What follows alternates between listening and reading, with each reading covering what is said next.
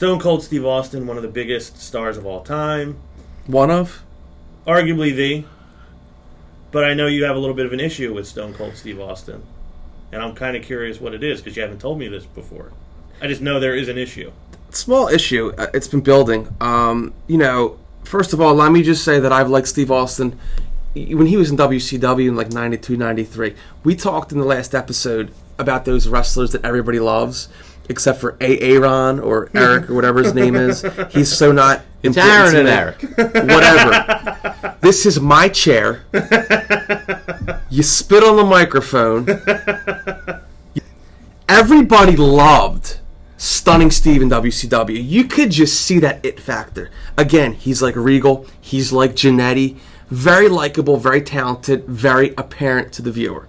I've always liked Steve Austin. His reinvention of himself after his neck injury, tremendous.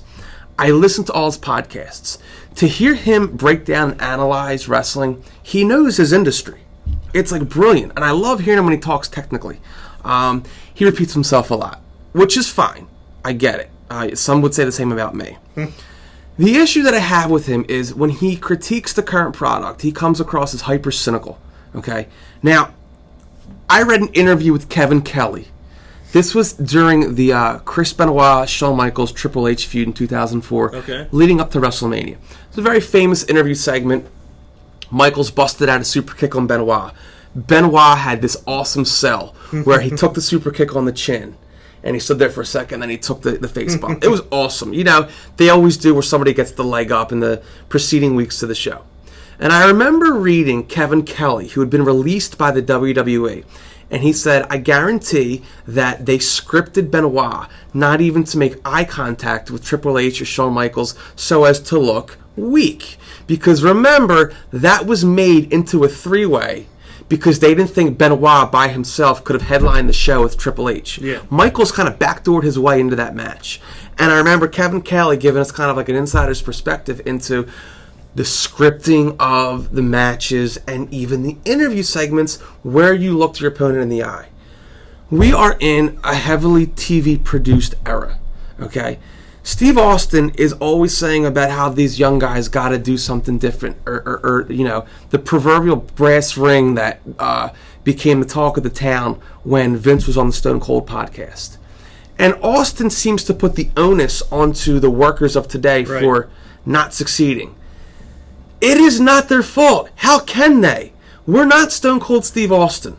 Stone Cold always talks about having, I should have called an audible and not turned heel at WrestleMania 19 and gone with Vince. You can do that. You know why? Because you're Stone freaking Cold Austin, the biggest draw in the history of the business.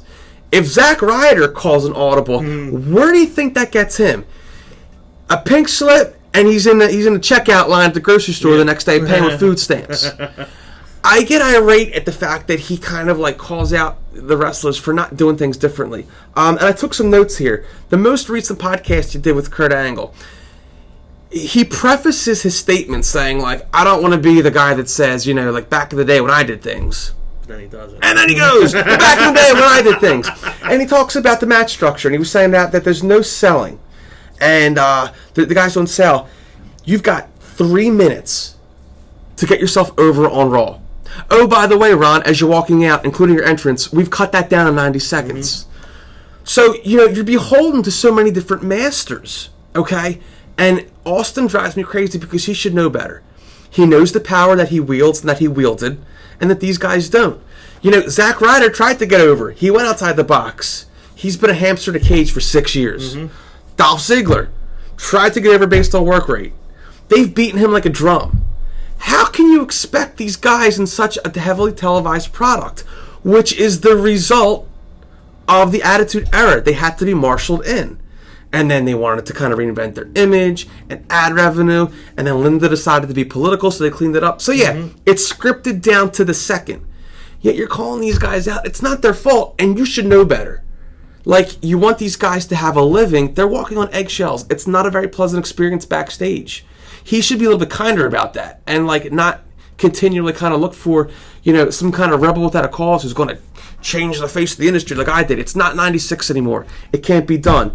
Kurt Angle's advice about the no selling was, Well, hey, if you get stuff ripped out, then start with the heat.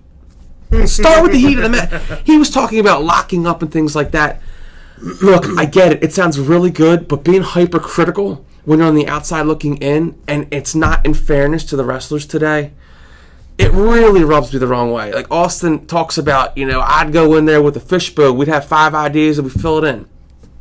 It's 2016. It's an entirely different ball game. Again, scripted to the point where you're told where to look at an interview segment. Yeah. I'm done. I agree with that. Or what Nia Jax did with the pin.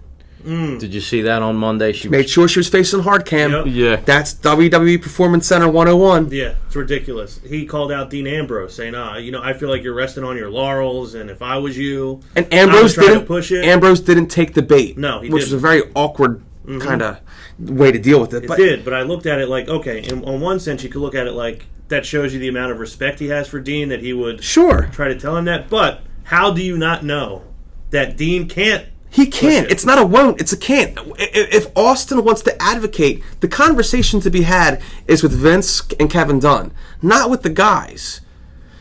It bothers me because we're going to be talking about this brass ring forever now since Vince said it, and I believe Cesaro jumped on it. Yeah. What are you talking about? Zack Ryder invested like 20 G's of his own money into his YouTube show, and it got him, a U.S. title run?